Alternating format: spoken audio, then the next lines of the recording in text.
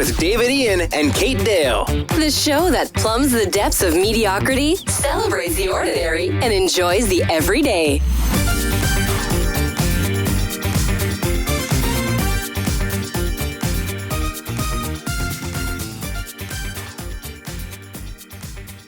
Hi everyone, welcome to Mediocre Gay, the podcast. I'm David Ian. And I'm Kate Dale.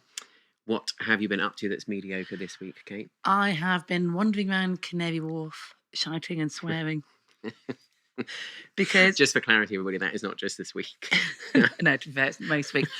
The office I work out of has recently moved there, not of my choosing. This is why you've recently been significantly later to most things than normal. Yes, because Canary Wharf's whichever entrance I come out of the various tube underground, everything changes all the time. Insert your own joke here. It just changes all the time, and so I'm constantly lost and late for things because I seem to never be able to find my way back to the office, even though I've been there several times. And the signage is terrible, and it's not. I mean, that's particularly worse. I end up walking around, literally swearing out loud, not quite at the top of my voice. Very alliteratively, though, so I won't use the word because it is not good for podcasting. I mean, this is what we call delusion, because you were often late. Yes, because it's not just Canary Wharf is particularly bad because it's a very confusing place. But signage and then street signage in London, so that's really what I want to moan about. They don't put street signs up. So you're saying, oh, I'm trying to find Paternoster Row, and there are no street signs. And so you're the, where the fuck is it? And because I'm normally late, which some of that is on me for possibly setting off too late, I appreciate that. But then when you're busy and late, and there's no street signage, or the house numbers, the building, they're different. So sometimes it's, odds and evens, like it should be, like in normal cities. I realise this is niche to London, sorry, to our international global following. Just be prepared for when you come to London. Sometimes they'll go all the way up and then all the way down on the other side. Sometimes it's odds and evens, and sometimes they don't put the numbers on. So with businesses, they don't put the numbers on, and you're trying to find it. For the sake of our listeners and viewers, do we have a guest this week? Yes, we do have a guest this week. I don't know if I've got any listeners left after that, but if you have managed to stay through that, well done. And it was probably only because you couldn't find your way out because of signage. Who have we got, Kate? All right, okay. So we have a really interesting guest this week. They're all really interesting, but this week we have the amazing Alexy Walexy, who's a character comedian and host of Lippy. Welcome. Welcome. Thank you for coming. So tell us about what you do and your show and... So, yeah, I organise a night called Lippy at the Glory in Haggerston. And it's a lip sync extravaganza it started off as kind of audience participation. So you can basically, and this is still the case, you can buy either a ticket to perform or a ticket to watch. Oh, wow. Okay. I kind of don't emphasise the audience participation part, although I did just lead with that. Yeah. So it's a work in progress. Basically, the quality of the lip syncs has kind of elevated quite a lot over the months and years, in fact. So now it's sort of like a jamboree of like 10 to 15 lip syncs, all on a theme. I do a different character each time, and that character goes through some kind of transformation through the course of the evening. And then I bring on all kinds of lip syncers who do anything they like. I've basically done no quality assurance at any point in this whole process, and I believe that is a very good thing because people feel very free then. And all they have to do is loosely fit in with the theme of the night. So recently we had Halloween, we've had love, we've had cartoons, all different kinds of themes. It's also really good even if they don't fit in with the theme. It's quite nice to shoehorn it in some way. And you do a different character each time? Yeah, exactly. Wow. So I've done Alejandro, who's a sort of kind of Latin lover, who's a poet but doesn't realise he's really bad. Also a web programmer. He kind of sees beauty in everything. Like he goes on Grindr, doesn't quite understand what's happening to him. Isn't that everyone familiar, who goes on Grindr? It's true, yeah. In fact, that is kind of what I'm getting at. It's taken, basically most of the characters take everything to an absurd degree. So they all end up being quite lovable and sort of stupid. Yeah, that's kind of my approach. And you took it up to Edinburgh? I did. I took a version of it. So basically, because I realised after a year or so that I had quite a few different characters, some of whom I really loved. And I kind of made a solo show based on those. Wow. And how was that Yeah. experience? Intense, I imagine. It's really intense. It's one of those things. I think it's like, it's more akin to, not that I've climbed Kilimanjaro, but that's kind of what it's like one of those things in life where it's like, Just a nice, relatable quote. Does that mean that you get altitude sickness and someone else is carrying your toilet? Because that's what always seems to happen to people I know who've been up Someone Mount else? Kilimanjaro. Yeah, they hire porters. The people I know who have been up Mount Kilimanjaro. Yeah, they hire porters to carry their toilets for them. It's just true. Yeah, My dad did actually climb. That's probably why I'm saying it. Someone's job is to carry the I toilet. know. I find that problematic. It's a bit strange. Yeah. But yeah, no, what I'm trying to say is that it's like, Who carries their toilet up? What? I presume they're allowed to use your toilet. Wow. I mean, that would be harsh if they then had to go and Yeah. dig a hole. I mean, I and- think it's quite harsh Well, yeah, making them carry a No, I toilet. agree. I'm not climbing Mount Kilimanjaro anytime soon. If I ever do, I will carry my own I didn't toilet. realise that there was all these people walking up a mountain with portaloos. Yeah. There are. yeah, Why don't they just have some fitted? I sort of regret bringing up Kilimanjaro. Back to your show, which is not portaloo related. It's not. Yeah. Yeah. No. It's what's a better analogy? It's just a really tricky. It's one of those things where when you've done it and people say, "How did it go?" You're like, "I don't know. How long do you like? What level of answer? What level of depth should this go?" So I've got enough distance from it now that I can just be like, "Fine." That's the. What you mean is you're quickest not bankrupt, which I think is always a win. Yeah. I mean, basically, I was really proud of the show that I did. That's the bottom line. Like, I think I put on a really good show.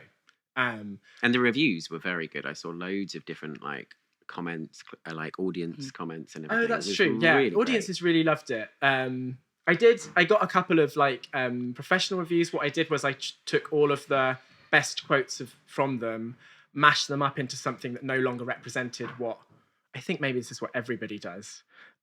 What they actually said. And so a lot of No people comment. saw, I did an Instagram post that a lot of people saw and they were like, "Oh my God, you had amazing reviews." But it's like, it was a lot. I literally took the individual words and rearranged them into sentences. So You could just do that with letters and then just Yeah. make up words from the letters. yeah, that's another way At to this go. point, just write your own review. Well, that would be Kate. quicker. Kate Dale, exceptional. A legend in Just her own one lifetime. word.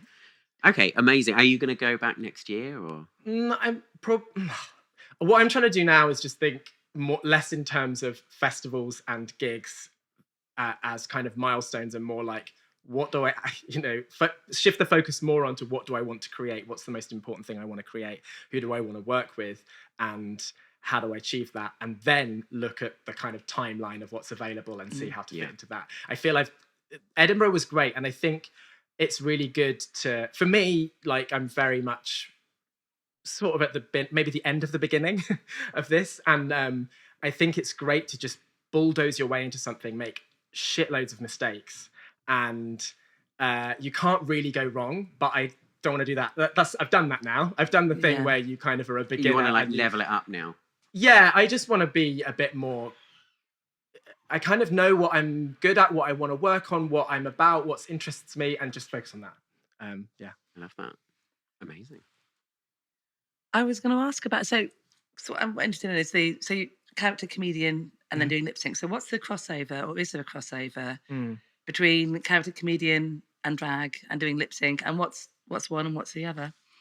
And probably doesn't necessarily need to be defined, actually. I'm being very binary, actually. It probably isn't. I don't know. It is. I think it's interesting to think. It's something I do think about. It is something where I kind of find it hard to be put in a box in a way. Like it's not something I consciously think about, but what I really think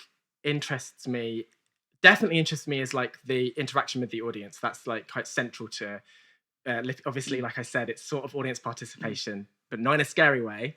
And seeing what I can create in that moment. Like that's something I really noticed in Edinburgh is I realise I just said that a little bit like gap year in Edinburgh. Yeah, you did. It's like, wow, who have I become? Yeah, what I really noticed was that you do the same show in the end, including the previews. It was like 28 times or something.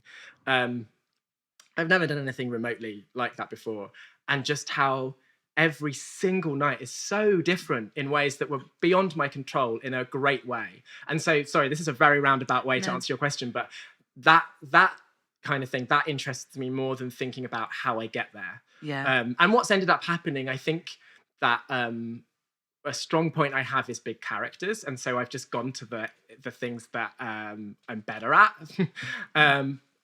But who knows? Maybe I have done one stand-up gig. Maybe I'll do more of that. Yeah, that's kind of.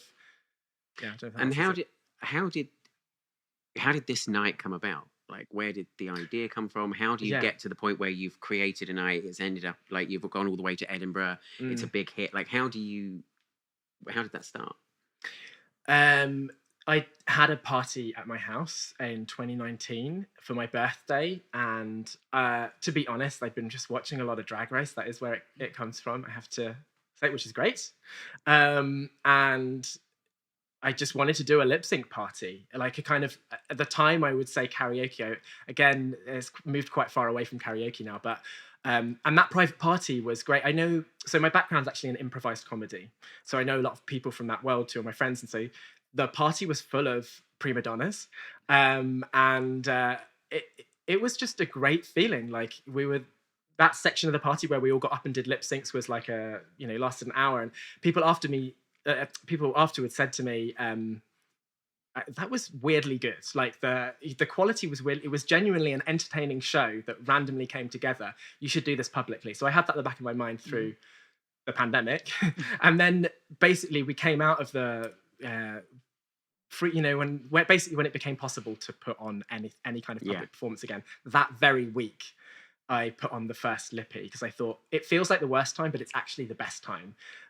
So I think every single person at that first performance, this is May 2021, that was the first public event that they'd been at in 6 months, because we had the little mini relaxation. And there was something really magical there. And then it just built from there. That was a smaller venue, not the Glory where we are now. It just evolved from there. It was never, and even now I'm trying not to think too far ahead. It's always just like, I just want to make this next thing as good as it is. So it was always just like, okay, let's do it again in 2 months' time. And just create, I'm really interested in this thing called New Weird Britain. It's like this sort of movement that's about creating a spontaneous thing in the moment I think the sort of general conventions are that you don't promote it before or afterwards. That appeals to me because I just hate promotion. Absolutely. The hustle is That's not the reason that I'm not promoting. It's because I'm really lazy and bad at it. Yeah, I hear you there. Anyway, that was a roundabout answer to your question. It's just evolved and evolved and evolved. Okay, right. Let's get into some questions. So, what does the word mediocre mean to you? Okay, so I looked up the etymology of mediocre. I'm a translator by trade, so there was no way. What language? German and French. Yeah. And I was really surprised to see that it's middle rugged mountain. I think you found this Did before. you? Yeah. Yeah. I was like, so in a way, and those three things are very much not mediocre. They're great. The middle way, very balance. Kilimanjaro obsessed today, aren't we? Yeah. It keeps coming out. As long as I've got someone with my portfolio on that rugged mountain. Yeah. Yeah, sorry. Very rugged. Who doesn't like rugged mountain? So yeah. Anyway, why is it a rugged mountain? What? Oh, I don't know. It's just what ochris means apparently in Latin. I also didn't know this. But so anyway, I looked that up. But yeah, I think mediocre basically is when it's when you say something about something that could be better, as in like it feels like it's been phoned in slightly, but it's not necessarily doomed to be bad forever. That's kind of what I feel. Potential. There's potential there. Yeah. But a bit of. Yeah. I'm staring at you so you can ask the next fucking question. I thought you were trying to say something. Cut this bit out, Matt, because you have to ask the next question because I just asked this one. Okay. That's why I'm like... You weren't feeling well. Hang on, you can go back into it now. Sorry. Unlike us, because, we celebrate mediocrity. So with that in mind then, what would you like to celebrate that maybe everyone else thinks is mediocre, but you think is really rather brilliant? Lip syncing. Yeah.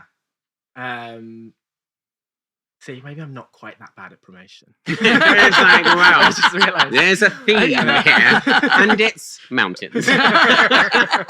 I'm actually organising a trip to Kilimanjaro next week. I would like Dave to carry your I think you toilet. guys have done some great preparation right now.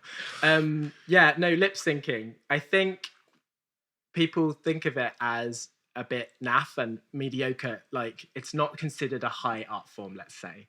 And yet, I think that there's something very magical. I think if you hit a lip sync, even just like the basics, you're just literally getting the words approximately correct. It's never bad. Like, it's always a kind of magic trick. It's like a very, very easy form of ventriloquism, I think. And I was thinking about why it's so, for me anyway, why I think it's so magical is it has to do with the I think the biggest tragedy of being a human being is like that it's quite hard to like fully connect. We're always looking for ways to connect to each other, and we feel that at varying degrees depending on the time of day and the time of our lives and whatever. But lip syncing kind of, I think, what's the word? Sort of embodies, or is a kind of an entertaining way to show one person literally inhabiting another person before our very eyes, and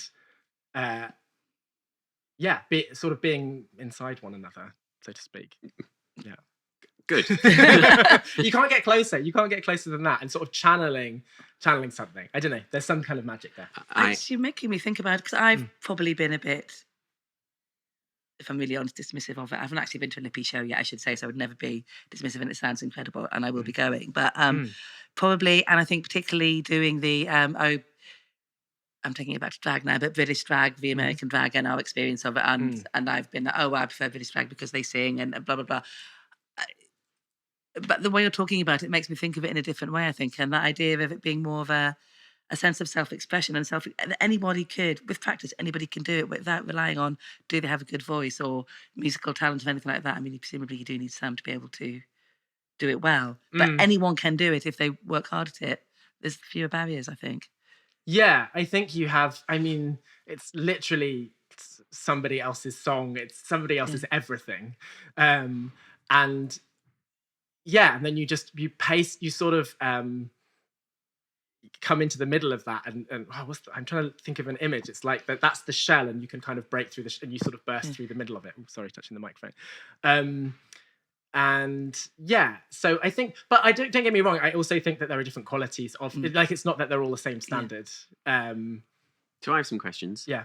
So please. the first is, do you think people think that's mediocre? I mean, I would have said with a show like Drag Race, lip syncing is now really high profile and massively celebrated. I mean, that's literally how they decide the winner.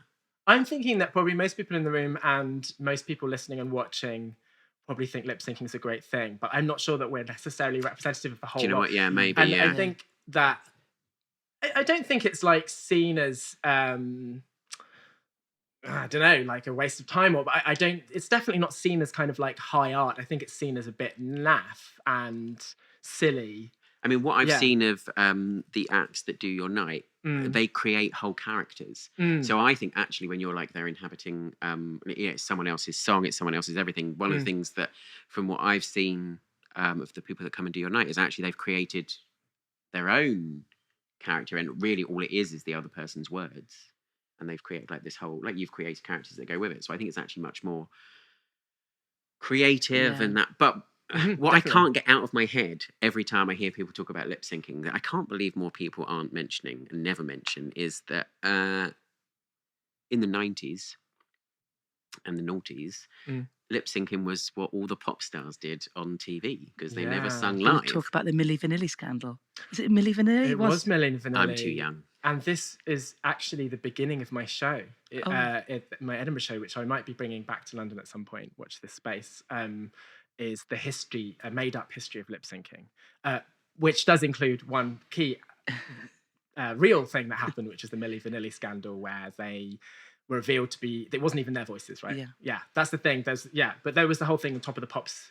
It was vilified. It was not good to be seen as lip syncing. I think it was a scandal, wasn't it? I'm not just using that word lightly. It also makes me think about how sheltered we were back then that we got upset about such things. Well, I remember when Steps, because I don't like to go too many episodes without mentioning Steps. Hi, H. He watches, you know. No, he does. I'm not even kidding. No, anyway, but I remember when they did that show where they came back together. You know, like they split up. And then 10 years later, they came back together and they had all their, like, we'll get to know each other. And then they did this tour. I remember them interviewing about the fact they were really nervous because this time they'd have to sing live because that's what happens now, but they never used to have to sing live. Okay. So they were much more nervous because when you're dancing and you're doing everything else, like, it's much harder to keep your voice good. And that is something that's really changed over time because it was vilified, you know, Girls Aloud on This Morning or whatever. Or Lorraine. Oh, the whole Top of the Pops. Always was. Yeah. But that's, I mean, I suppose I feel like there's going to be a whole podcast series on the Milli Vanilli scandal now. Probably quite short, wouldn't it? But it was a deception, isn't it, I guess? And I think, and that sort of, I'm trying to think of the right words to say this, the character form of lip syncing, which Lippy is, isn't it? And what you're doing, where, like you say, it's taking something and creating something new and extraordinary. And I think that's a bit where you see people's self-expression and what it means to them. Yeah. And I'm thinking of some of the ones during lockdown. One of the groups I was in, we did lip syncs and then did lip sync competitions where we all filmed our own and then shared them during lockdown. Yeah. I did Evita. And Don't Cry For Me Argentina from my bay window. So I made my ex-boyfriend, I wonder why he's an ex, stand in the middle of the road while I lip synced to the balcony scene. It was amazing. I did the dress. I crocheted the flowers. So I was Madonna, obviously. So I crocheted the flowers on a silver dress that I had. Got a chignon. Lovely. And practiced the arms. Yeah. It's amazing. Wow. My lip syncing is terrible though, so I was like always just nanosecond out. It's really hard to do it incredibly it's tight. Like that when she talks as well. it's really hard to concentrate actually. I'm hearing everything 2 seconds later. Right. Which is an achievement itself. Yeah. This is actual ventriloquism. Yeah. That's why we have to sit next to each other. No way. No. Yeah. Okay. So what is mediocre about you? What's mediocre about me? I'm quite pedantic. And the reason I'm saying that is because I believe that that's actually not a form of mediocrity. So I'm using this as exposure therapy. I'm using the word pedantic in an incorrect way. And how's it making you feel? From the look of your faces, it's not going amazingly well. Because I think you're like, I don't understand what you're doing right now. Tell us more. No, I'm so in another life I'm a translator. We talked about this. And I have to think, I think basically my main thought for the last 15 years of my career has been, what exactly does this word mean? And how can I'm just defining what translation is. How can I say this in a different language? Crazy, amazing, really groundbreaking. And so that becomes, there's actually a way of saying this in French. I realize this is going to be really pretentious now. Déformation professionnelle. So like basically, when you do something professionally, it kind of makes you less capable in the rest of your life because you don't know how to switch it off. So thinking about exactly what a word means and whether I'm using it correctly is very good in my job. It's quite annoying if I'm bringing it up with a friend that they've used a word incorrectly, or if I'm constantly interrupting myself because I want to say things in the correct way. That's, So my need to correct people's grammar in Facebook posts and Instagram posts comes from me being a sub-editor, basically. Yeah. Yeah. Or a mad old bag lady. Both. You'll be able to find our podcast in the education charts this week. Well, okay. How are you pedantic? Right, okay. So an example of how I'm pedantic. I used to work for in-house as a translator for a big company in Germany. And I once said to somebody, they wanted to move a comma in a sentence. And I said, if we do, and I wasn't trying to be funny or silly or lighten the mood. I said, passionately, if we do that, it goes against everything I believe in. So I think I'm hearing dramatic rather than pedantic. Hyperbolic, megalomaniac, control freak. Because presumably what you were saying was correct. Like it would have been incorrect. Presumably it would have changed. To be fair, it was genuinely an incorrect placement of a comma. Right. But I don't think, to be honest, to be pedantic about my own, I don't think it actually went against everything I believe in. Because not everything I believe Quite in a basic is based existence, on wouldn't common it? usage. Yeah. So, God, yeah. Like, I have fairly no annoying. opinions on Qatar hosting the World Cup. Only interested in commas. Exactly. yeah. That's it. Putting the comma into comedy. Oh, that's good. See? So sorry, everybody. Okay. David, you're lucky to know me and don't you forget it. Right. So tell everybody where they can find you and the show and get all the information and how they can book tickets and everything like that. So the show Lippy is advertised on Instagram, Lippy Lip Sync. So check that out for the next one coming up. So it's just at Lippy Lip Sync. At Lippy Lip Sync without the H. You can spell lip sync in 2 different ways. A bit of pedantry coming through here. Yeah. Without the H. Yeah, like I said, it's at the Glory in Haggerston in London. I've got, if you want to follow me, that's Alexy Walexy Comedy, also on Instagram. And the tickets for Lippy are always. Is that spelled how it sounds? It's spelled how it sounds, yeah. Alexy Walexy Comedy. I think that's a funny thing to say because But what in the English language is spelled how it sounds? yes, but also you don't know how something sounds to somebody else. That's very philosophical. Oh, yeah. Alexy. I mean, this is like when you're 5 years old and you realise that what I think of as the colour of Ed what I see as the colour of Ed might be different to what you see as the colour of Ed. Colourblind. Well, there you go. You were going to say where we could get tickets. You can get tickets on Outsavvy as well. Great. Yes, Yep. sorry. Completely interrupting your promotion with my nonsense. No, please do. don't encourage it. Great. Thank you very much. Thank you.